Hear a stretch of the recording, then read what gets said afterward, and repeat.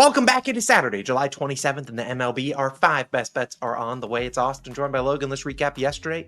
Finally, a nice little winning day, 3-2. Parlay of the day, cashed pretty sweat-free. We'll take a plus 146 winner. Reds money line, anything but sweat-free. We had to go to extra innings, but hey, we'll take the Reds. They continue to respect our money. Cubs Royals, both team totals under 6.5, a little sweaty. Dono of the day, Drew Thorpe, under and earned runs. He gave up 8 in the first inning. I meant under and outs, under 2.5 outs. But whoa, man, that guy just got destroyed. And I don't think I'm ever back in the Phillies ever again unless it's Trey Turner in bases. But like I said, 3-2 day. We want to sweep, though. That's what Logan and I are gunning for. Today, we're going for a 5-0 sweep. We got a lot of picks on the card. Not doing a breakdown today on the second channel, but those will start back up on Monday on the main channel. So hopefully you guys are looking forward to those. And hopefully you guys have a great weekend. And hopefully it starts with winning some baseball bets. And hopefully we can have a 5-0 day. We definitely are due a sweep. And hopefully it can come today. Really like the picks we got going. And I'm going to start with my first one, an under in bases. Yes, we don't do a lot of these. Let's talk with this guy. Mr. Ben Rice of the New York Yankees. I'm taking his under 1.5 bases, currently minus 129 on Caesars. Now, I have only attempted to take one under in bases this season. It was Bo Bichette, I think on the 4th of July or something like that. He didn't even play. He was a late scratch. Hopefully Ben Rice is in the lineup tonight. If he isn't, whatever, we'll get our money back. Now, if you're like, Austin, how do I tail this on FanDuel? Well, you can't because they don't offer base props unders. There's a reason we always say, don't bet things on baseball on FanDuel is really tough to do. It's just they just don't give out a lot of lines, and they only give out lines that they feel like they have an edge on, and that's a lot of over and bases. So they don't give you unders.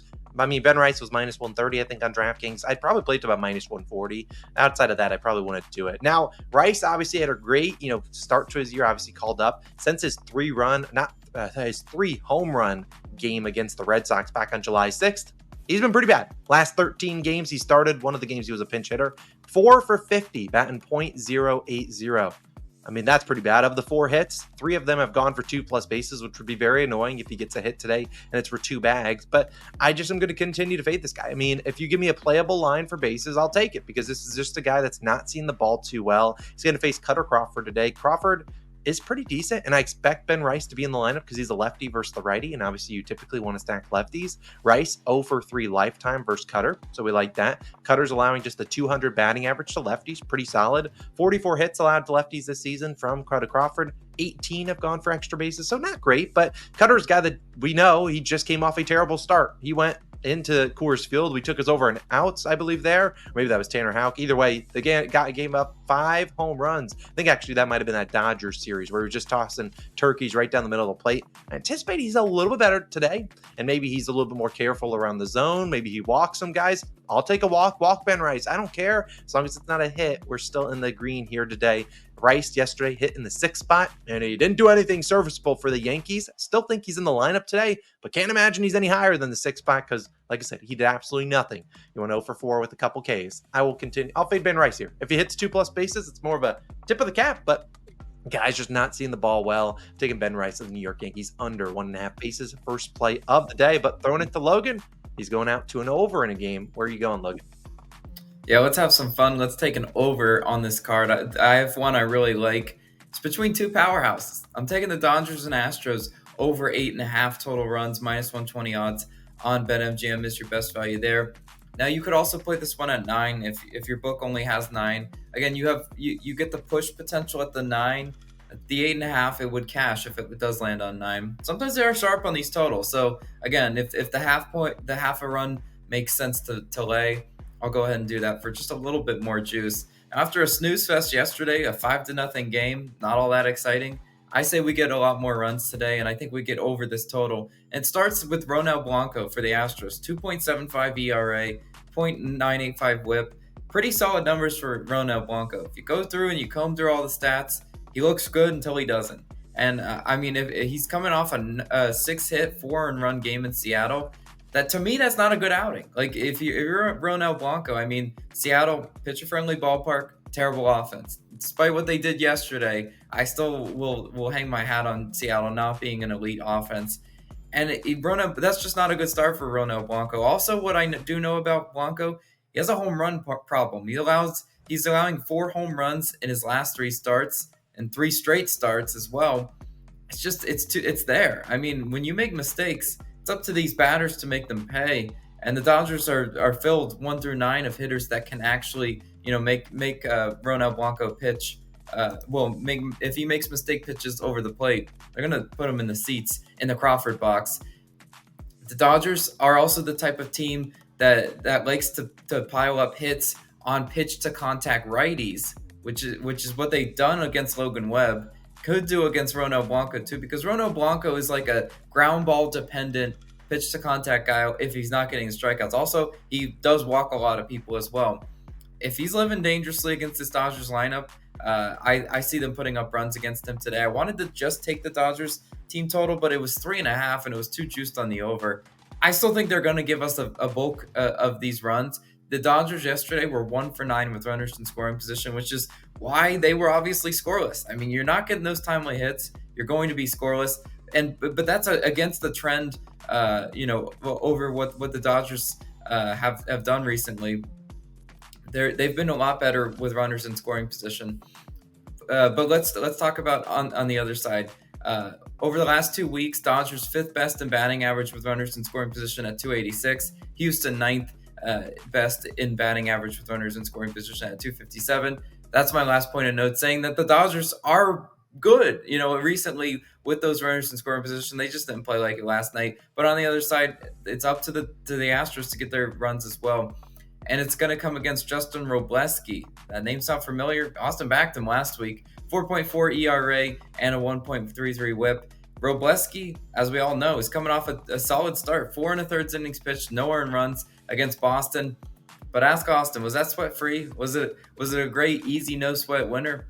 Not really, because Boston had their chances in that game. They just went a combined 2 for 14 with runners in scoring position in that game.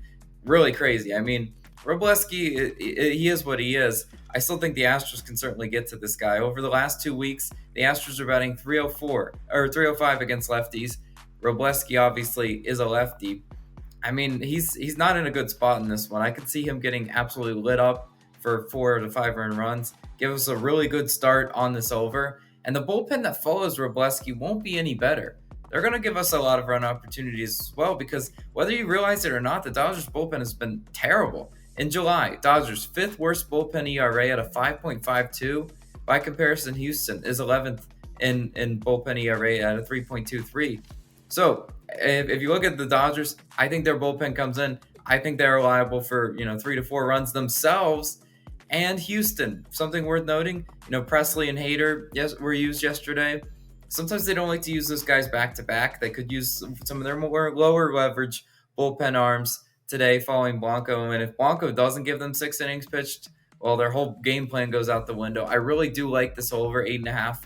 Feel very confident about this one. I think we see an absolute shootout in Houston today. Love the over as my best bet of the day. But Austin, you got more. Where are you going? I mean, I really like that pick. We talked about, if you watch the breakdowns, the Dodgers have been really bad against lefties, which is why in our parlay of the day, we had Framber Valdez under and earned runs there. But against righties like Blanco, they've been hitting, scorching the ball. So hopefully Freddie Freeman is back in the lineup. Don't know how he was late scratch last night. Hopefully he's back in there. I mean, we know he's a fade on Fridays, but hopefully he's good on Saturdays. But we got a couple more picks, including a nerfy. Stay tuned for that. I'm going to a 2-leg SGP. I got 2 picks. Let's dive into this one and zoom through it. We got game 1 of the Rockies and Giants game. Here's the 2-leg SGP I'm doing. Rockies team total under 4.5, parlayed with Giants team total under 5.5, minus 110 on BetMGM. Now, if you're on maybe a FanDuel, they might have lines for this game, or at least the alt team total, just because it is a doubleheader. Obviously, it's the first game, so they should have lines eventually because it's the first game. Those are the first game they'll always give you lines. It's the second game that they're probably a little bit late on that one because they want to be sure exactly what happens in game 1, because that obviously has a big effect on game 2. We don't care about game 2 here. We're just targeting game 1. And again, this is game 1 of this doubleheader, the one that starts around 7:05 p.m. Eastern time, whatever, 4 p.m. local time out in Pacific in San Francisco. Now, I like the full game under here, but I'm going to go with this little SGP. Yesterday, Royals could have just taken the full game under, and that would have been a little easier. Today, 7.5, 7 total. Feels like it could be sweaty, whereas I feel like this should be a winner if things come to fruition. Now, Blake Snell's going to go for the Giants, and he's been really good since his return from injury. 3 starts, 18 innings pitched, 2 earned runs, only 1 earned run, 1 ERA. I mean, this guy's been really good. Rockies on the road, not an offense I necessarily fear too much. I mean, we're talking to a guy in Blake Snell who Look at his props, a 7.5K line, something he's not really touched a lot. 3.5 hits allowed, a line that he's not touched a lot. A 1.5 earned runs line, which is usual for some ace pitchers, but his is plus money today. I really think he pitches well. I think that Giants bullpen can hold things down. They didn't really use any elite arms yesterday, given they were up, won that game by 6, 7, 8 runs, whatever it was. I think that he can pitch well, hold the Rockies under 4.5. I think the main challenge here could come with Ryan Feltner, who will pitch against the Giants. And you look at his numbers, 5.19 ERA and a 1.42 whip. Not great. He does have to pitch in Coors, where he's not been good, but on the road, he's been much better, a 4.4 ERA on the road. His last 5 starts, he's been pretty serviceable, 2, 1, 1, 3, and 2 earned runs. I'm not asking for a gem from Feltner, but I need a chance. That's what I'm asking. Kyle Hendricks tried to just punch me in the throat yesterday, and he basically did, because he gave up 6 earned runs in the 5th and made us have to sweat out the rest of the game. Hopefully Feltner does not give us a 6 spot, because we would lose this play, but I think he can go out there and give me 3 earned runs. And if that's the case, we can go 6, give up 3. I'd live with that. He's pitched against the Giants before. One start, he gave up 5 earned runs back in May. Then he pitched much better his last start, 2 earned runs. Sometimes you would give that the advantage to the Giants in terms of seeing a pitcher a third time around, but I really think he can pitch well today. I mean, the Giants just saw Kyle Freeland, who sucks, and they were able to absolutely put a ton of runs up on him, but still, the Giants last few weeks been a bottom 10-ish offense against righties. I really think he can pitch decently. We saw in that Dodgers-Giants series, River Ryan, Landon or Knack, Tyler Glasnow, they all pitched decently. 5 innings pitched, 1 or 2 earned runs. If we can get that, Rockies bullpen's not good. I understand that, but they've been much better than you would think over the past few weeks. I think this is a solid little 2-leg SGP at -110. Do I wish it was plus value? Yes, but I like this one. I like the Rockies to stay under 4.5. I like the Giants in this first game to stay under 5.5. I'll take a shot at it. Give it to me as my second pick of the day, or third one overall. I have another 2-leg parlay. This one's not an SGP. This involves a player prop and then an under. It is Michael King of the San Diego Padres, under 2.5 earned runs, parlayed with Mariners and White Sox, under 6.5, first 5. Parlay these together, it's plus 100 on BetMGM. So solid value. Now, I'll talk about Michael King second, because he is the more widely available prop. I know a lot of people and a lot of books for the Mariners White Sox game don't have a very high line for the first 5. Heck, the first 5 over under sitting at 4.5, well juiced. If you can get it at 5.5, I don't mind that. You'll get better value on the parlay. I don't see a way that we see 7 runs scored in the first 5 in this game between Eric Fetty and Brian Wu. I mean, Brian Wu's been really good. White Sox terrible against righties. Sure, you could say, hey, Drew Thorpe just didn't have it yesterday, and now they'll get Eric Fetty. Maybe the Mariners offense are the best in the planet because they put up 8 in the first inning yesterday. I just think Fetty, again, has been really, really good at home. He's a more veteran pitcher than Drew Thorpe. And Drew Thorpe, that was their second time seeing him, and they obviously saw something in their first time seeing him, and they rocked him. I think Fetty can pitch decently well here, and I think that game soars under the regular. I mean, the regular line is 7.5 for full game, 6.5 first 5. If that loses, man, I'll tip my cap to those 2 offenses. It's for Michael King, I think, is the one that decides if this wins or loses. Now, his regular earned runs prop is like -160. I don't really want to put a unit on that, but parlayed with this, I'll take a shot. King, 2.6 ERA and a 2.17 batting average allowed on the road. Very solid. In his last 10 starts, 2 earned runs. He's only given up that twice, and he's only actually given up 3 once. Obviously, tough challenge against the Baltimore Orioles. They're a great offense. We know that, but King's just been locked in, and sometimes you just got to back a guy that just has everything going for him. He's only allowed 1 earned run in his last 9, or 1 earned run, 1 home run allowed in his last 9 starts, which is really good. He's been pitching really well, getting those timely outs, a 167 batting average allowed with runners in scoring position. The Orioles have seen Michael King before, as he was a New York Yankee before getting traded. Adley Rutschman, 1 for 3 versus him. Mountcastle, 1 for 7. Gunnar, 0 for 3. Santander, 0 for 8.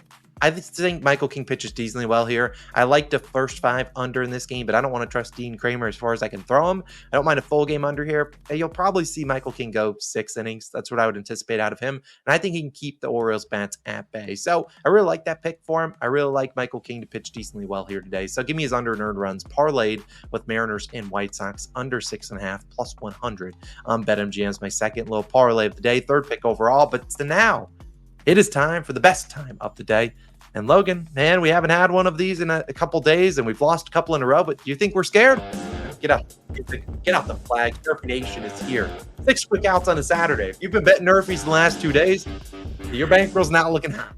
Because, man, their Nerfy Nation is going crazy right now. But we really like the one we got going today. Nerfies are bouncing back, and it starts with this one. We've kind of already talked about this game before. Mariners and White Sox, our favorite nerfy of the day. No run first inning, 6 quick outs. Minus 130 on BetMGM. We'd play it's about minus 140-ish.